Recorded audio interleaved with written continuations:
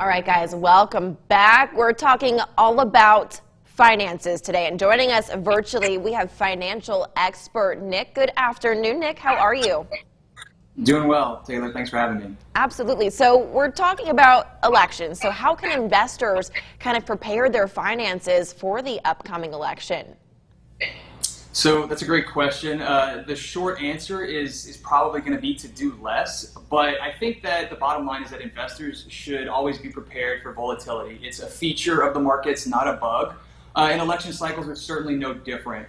We tend to see volatility spike as we get closer to the election, but that's mainly because the market hates uncertainty. And what we've done is we've studied every past election and the market's results. So I think the biggest takeaway and what was maybe most surprising was the fact that the market was generally indifferent to whether or not there was a Republican or a Democrat in office. It cared more about what was happening in the economy. So it cares more about the fundamentals like economic growth, earnings, and interest rates rather than who's running the White House, which was maybe probably more surprising. But if you look back at every election since 1928, the market was up 74% of the time during election years.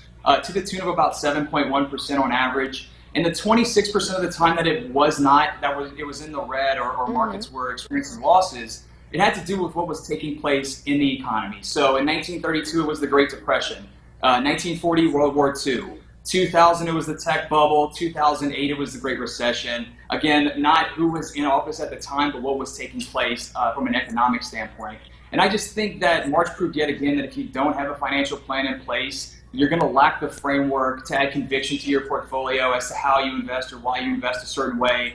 Human behavior is going to take over at some point and big mistakes are going to be made. And I understand it's been a very tough year. So if it's keeping you up at night, maybe now is a good time to establish that plan and take risk off of the table. But I really wouldn't make any drastic changes because the odds are just not in your favor. As in if you were to go to cash and think the market was going to fall substantially. So the key takeaways are to have a plan.